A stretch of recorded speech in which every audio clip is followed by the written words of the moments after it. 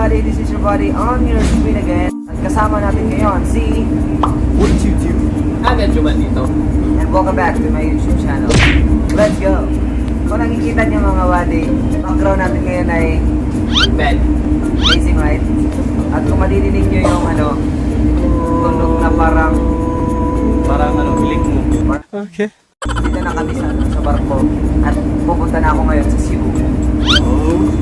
Dahil yun na nga, pinayagan na tayo ni Mama na pumunta sa Cebu. Kapag mga Cebu. Magiging malaway sa street guys, but no. Tutuparin na niya ang kanyang pinapangarap. Matagal na niya ang pinapangarap. Alam niyo ba guys, na binuking siya ng mama niya?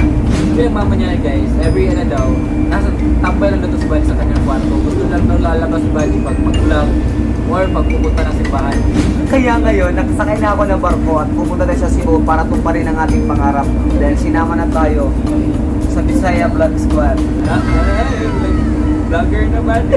Vlogger na ko guys. Alam nyo ba, ang pagpunta namin dito sa barko ay hindi madali. Muntik pa kaming maiwan. Muntik ka pang iwan. Ay, oo nga pala. Muntik din ako maiwan kasi wala akong ID pero nagawa ng paraan yan. Tingnan nyo kung ano nangyari. Mag-flashback pa to. At ayun na nga mga buddy, no, heto na yung araw na pupunta kami sa Cebu. At di ko talaga lubos maisip. Hindi pa talaga nagsisink in sa isip ko na like, makakasama na ba talaga ako sa Cebu? Like, membro na ba talaga ako? Legit na ba ako ng membro ng Bisaya Vlog Squad mga buddy? Like, napakaswerte ko.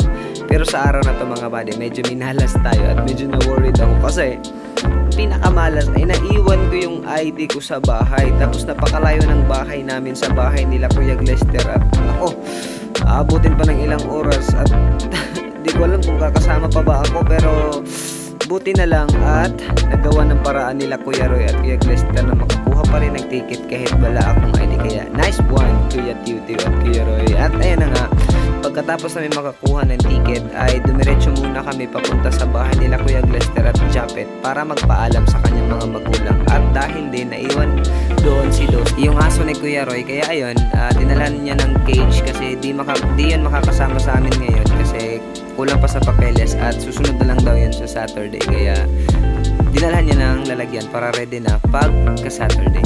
Tayo, nandito na kami sa bahay nila Kuya Teo para magpaalam na sa mga magulang nila Mama Riza at ni Daddy Leo. Kaso wala sila dito kaya nag-impake na lang kagad sila Kuya Teo at si Apet mga buddy. At ito yung aso nila si Kobe, napaka-cute diba? At ayun, marami pa kasi mga gamit na naiwan sila Kuya Teo dito kaya nag-impake kami at kumain kami na mabilisan kasi 12 ng tanghali yung biyahe namin. Tapos halos magto-12 na mga buddy. Tapos dito pa kami sa bahay. Bye-bye. Bye, Lex! At ayun na nga mga buddy, no, dahil kulang-kulang kami sa oras at malapit na yung biyahe namin, halos di namin alam kung maiiwan pa kami ng barko.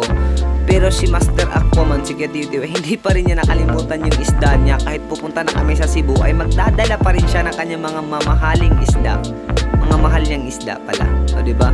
Ganyan yung Aquaman namin mga buddy. At pagkatapos ng mga buddy, dumiretso na kami papunta sa pier kasi baka maiwan na kami mga buddy kasi 11, almost 12 na talaga mga buddy. Tapos 12 yung larga ng barko, biyahe ng barko mga buddy. Tapos kailangan namin magmadali dahil dito na magsisimula ang kalbaryo ng aming pagbiyahe. Yahay na, mabilisan tayo dito guys. Takbo guys, wala nang oras. The time is running. Kailangan na namin tumakbo guys kasi 12 yung barko tapos 11 11:50 ba ata.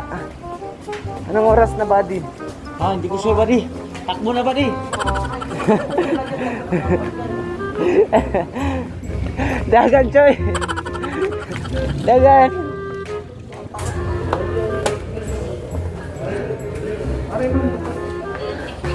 Ihanap ko sa YouTube.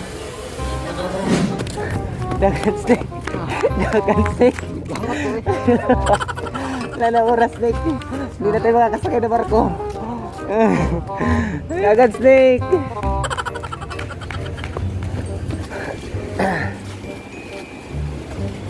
Asa naman punta? Dagan na. Dagan. Dagan na snake. Dagan snake. Wala ka snake. Biyaan ka snake. Snake. Paring oras bay. Tara. Napila na mitanan buddy. Apila lang po ko kaya tiyo. Ipaningot to na tong prinsesa uy. Sa wakas. Nakikita ko na ang liwanag. Mga na buddy, kita na ako liwanag. Woo! Let's go. Let's go. Snake, okay na ka? Sige sir.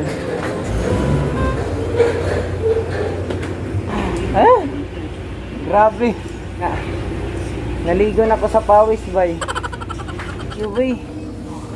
Basaan na ko. Ayun na nga mga buddy. This is it, Pansit. This is my first time na makakapunta sa Cebu. At makakakita na rin ako ng mga malalaking building.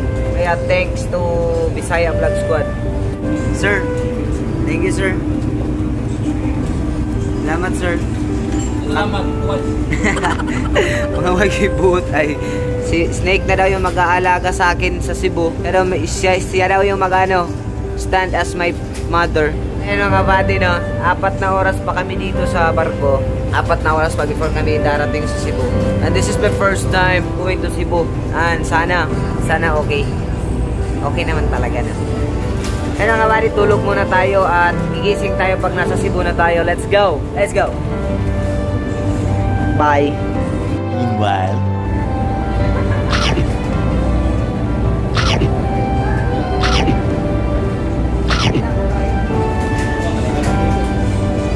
at makalipas ang ilang oras na biyahe mga buddy, no, dito na natatanaw ko na ang Cebu sa aking mga mata mga buddy. Like, oh my god, parang panaginip lang mga buddy, no? Like, di ko na-expect talaga na magkakatotoo tong mga pangyayari na to sa buhay ko. Like, I am so blessed kasi makakapunta na ako sa Cebu at kasama ko pa yung Bisaya Vlog Squad at naging legit na pa ako ng miyembro ng Bisaya Vlog Squad and I am so happy. Sir, ano ako Cebu, sir? Ano na? Ano siya? Pwede na ako, ampak na ko dre. Like, nanawag Cebu, what can you say about me na ako sa Cebu? Happy kay ko nimo para dito sa imuhang kaugmaon kana gihapon ka kasi sa So, pag pinukutan dyan ka dre, Snake, eh, dili man ni Amor. Taga dili, dapat magbihib ra ko dre. Kaya ikaw mo pala mong buhay, mama. Distant. pwede ra magpapakalaan mo kung nagiging ka. Ako maglag-lag, di makulagan. Ako lagan. So guys, dito na ako sa Cebu at we're going home. See you soon, everyone.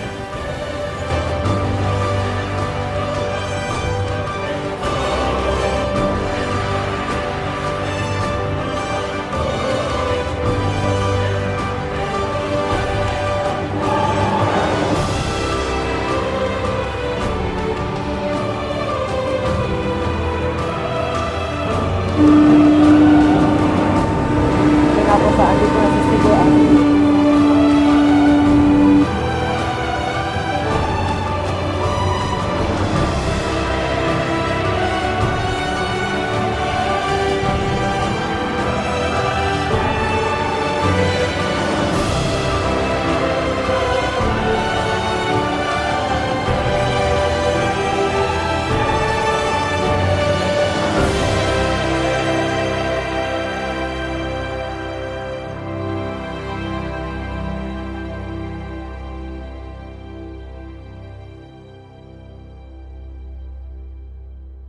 Mission success! yeah! Let's go! Narabig Cebu! Ay, narakog Cebu! Oh my gosh! Let's go! At ayun na nga mga buddy, no? I am so happy and blessed dahil nandito na ako sa punto na yung mga panaginip ko lang noon ay nagiging totohanan na. Kaya sa mga buddy ko dyan, patuloy ang ating mga pangarap dahil darating din ang araw na matutupad natin itong lahat.